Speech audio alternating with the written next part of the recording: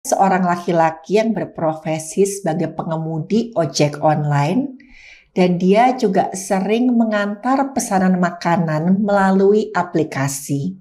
Si pengemudi ojek online ini punya sifat kurang berani kalau harus mengantar pesanan makanan ke rumah sakit. Saya juga mengenal pengemudi ojek online ini. Suatu hari saat maghrib, saya mesan makanan melalui aplikasi dan kebetulan pengemudi ojek online ini yang terima pesanan saya. Suatu hari, bagian forensik rumah sakit mendapat kiriman mayat korban pembunuhan. Dan saat saya melihat korban, saya kaget. Korban adalah pengemudi ojek online yang kemarin bertemu dengan saya di lobi rumah sakit saat saya mengambil pesanan makanan.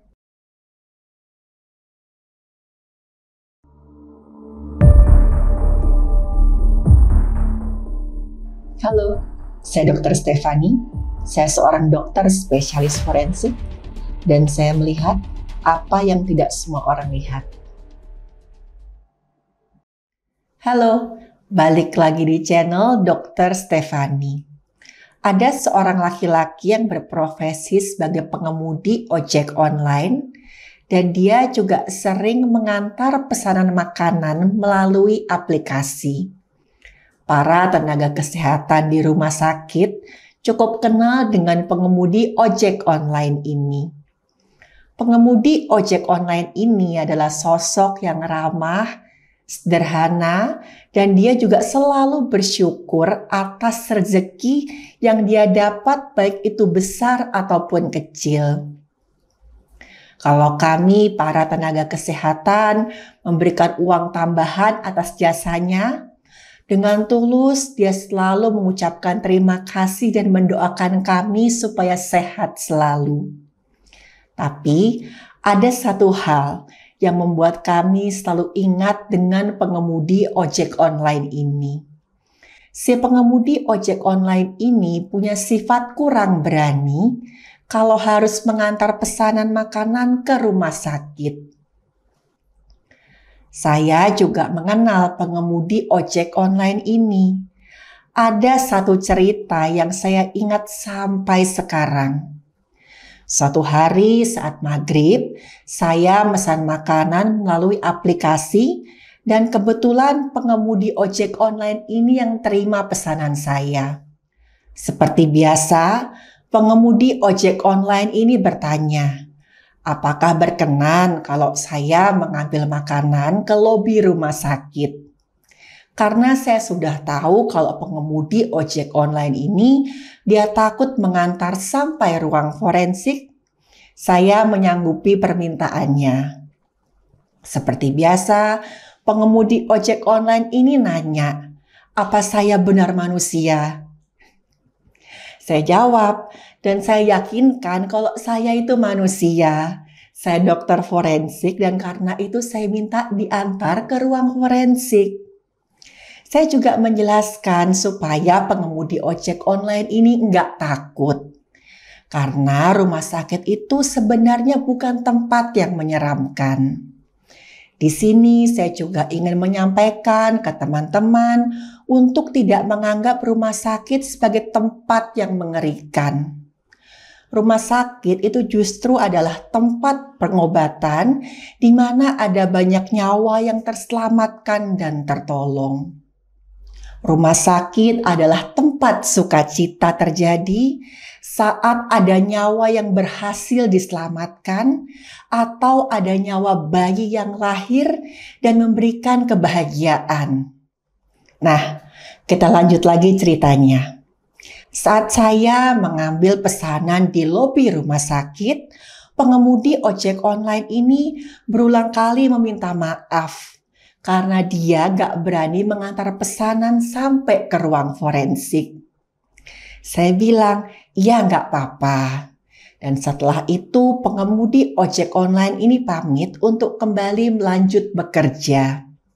Dan saya masih ingat bagaimana wajah pengemudi ojek online tadi. Suatu hari, bagian forensik rumah sakit mendapat kiriman mayat korban pembunuhan. Staf bagian forensik segera menghubungi saya yang saat itu kebetulan sedang bertugas jaga. Waktu saya datang, saya langsung masuk ke ruang administrasi untuk mendengar kronologi penemuan mayat tadi dari penyidik. Saya kemudian ganti baju dan saya masuk ke kamar jenazah untuk melihat korban. Dan saat saya melihat korban, saya kaget karena korban adalah pengemudi ojek online yang kemarin bertemu dengan saya di lobi rumah sakit saat saya mengambil pesanan makanan. Saya ingat karena saya hafal wajahnya korban. Saya sama sekali nggak menyangka akan bertemu lagi dengan pengemudi ojek online ini dalam situasi yang mengenaskan.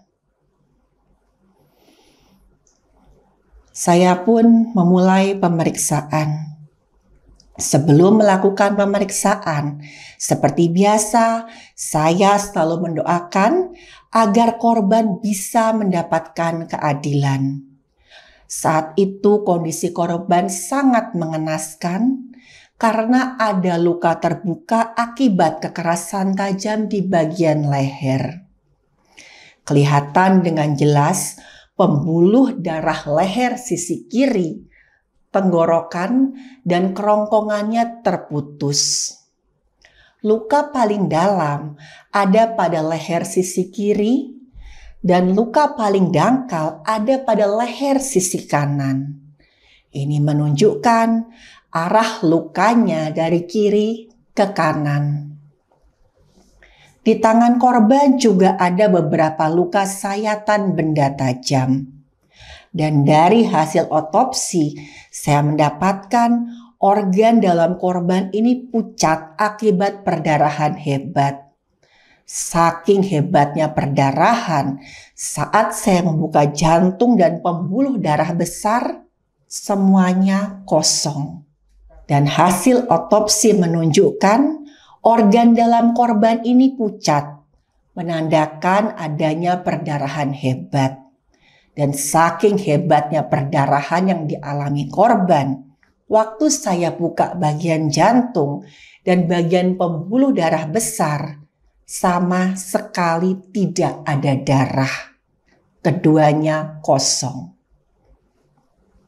Sebab kematian korban ini adalah kekerasan tajam pada leher yang menyebabkan pembuluh darah putus sehingga terjadi perdarahan yang hebat. Dan perdarahan akibat rusaknya pembuluh darah di leher bisa menyebabkan kematian dalam hitungan menit. Pada saat seseorang itu mendapat kekerasan tajam di bagian leher dan pembuluh darah leher ini putus, otomatis dia akan mengalami perdarahan yang hebat. Karena kalau tubuh itu mengalami perdarahan hebat, jantung itu justru akan memfokuskan aliran darahnya itu sampai ke kepala. Karena dianggap otak adalah organ prioritas. Dan ini justru yang memperparah keadaannya korban. Dengan aliran darah yang terus ke atas, itu justru darahnya bocor terus dari luka yang dialami oleh korban. Dan oleh sebab itu, kekerasan di leher yang menyebabkan putusnya pembuluh darah, itu sudah pasti akan menyebabkan kematian. Dan waktu dilihat dari pola lukanya, dalamnya luka itu jika dibandingkan dengan panjangnya luka, itu yang namanya dalam itu lebih tidak terlalu dalam. Tapi panjangnya itu dari ujung sampai ujung. Dan waktu dilihat, kedua sudut lukanya ini tajam. Dan waktu saya periksa, ini jelas sekali bahwa ini adalah kekerasan luka iris yang arahnya dari sisi kiri ke sisi kanan. Jadi misalnya dilakukan rekonstruksi, yang paling kemungkinan besar itu si pelaku menyerang korban dari bagian belakang. Pelaku dominan menggunakan tangan kanan dan saat itu korban ini sempat melawan dengan cara mencoba merebut senjatanya pelaku. Karena saat itu saya lihat di tangan korban ada banyak sekali luka sayatan akibat benda tajam. Pengemudi ojek online yang malang ini masih berusaha mempertahankan nyawanya. Penyidik dari pihak yang berwenang kemudian memeriksa ponsel korban. Mereka melacak pesanan terakhir yang diterima oleh korban. Dan dari situlah posisi ponsel terduga pelaku berhasil dilacak. Dan pelaku berhasil ditangkap di sebuah terminal bus. Dan saat ditangkap, pelaku tidak bisa lagi mengelak. Dia mengakui semua perbuatannya. Siapa pelaku ini? Dan apa motifnya sampai dia tega melakukan kejahatan yang begitu kejam? Menurut penyidik, pelaku ini adalah seorang pekerja serabutan. Pelaku nekat merampok korban karena pelaku ini punya pacar. Dan pacarnya pelaku selalu mendesak pelaku untuk segera beli motor. Dan bahkan pacarnya ini sampai mengancam akan memutuskan hubungan mereka kalau pelaku nggak segera punya motor. Dan didesak oleh hal ini, pelaku kemudian menyusun rencana untuk merampas motor dari calon korban yang akan dia tuju. Pelaku punya ide dengan pura-pura memesan makanan dan meminta pesanannya itu diantar ke rumahnya. Pelaku memang tinggal sendirian di rumah kontrakannya. Pelaku meminta korban ini masuk, lalu begitu korban masuk ke rumah, pelaku menghabisi korban. Pelaku mengaku saat itu memang dia sengaja menghabisi nyawa korban menggunakan pisau. Pelaku kemudian memasukkan motor korban ke dalam rumahnya agar tidak dicurigai. Setelah itu, pelaku membungkus mayat korban dan membuangnya di bawah jembatan saat malam hari. Setelah itu, pelaku bingung sendiri. Dia takut aksinya ketahuan. Pelaku sempat menelpon pacarnya dan menceritakan apa yang sudah dia perbuat. Pelaku sebenarnya ingin mengajak pacarnya ini kabur, tapi pacarnya menolak. Pacarnya malah takut mendengar apa yang sudah dilakukan pelaku dan memutuskan pelaku. Dan setelah itu pacarnya memblokir nomornya si pelaku. Saat itu pelaku berniat kabur, tapi dia bingung harus kabur kemana. Dan pelaku hanya bisa tuntang-lantung tak tentu arah sampai akhirnya pelaku ditangkap oleh pihak yang berwenang.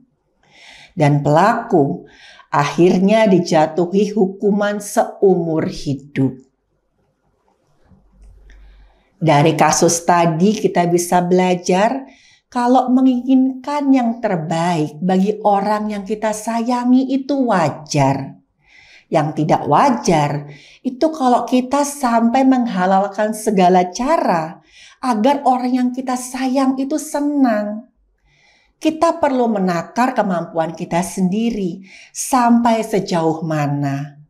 Dan jangan sampai kita dibutakan ambisi sampai kita mencelakakan diri sendiri atau orang lain. Dan segala sesuatu yang didapat dengan cara yang tidak jujur tidak akan membawa berkat. Sekian episode kali ini, sampai ketemu di episode berikutnya.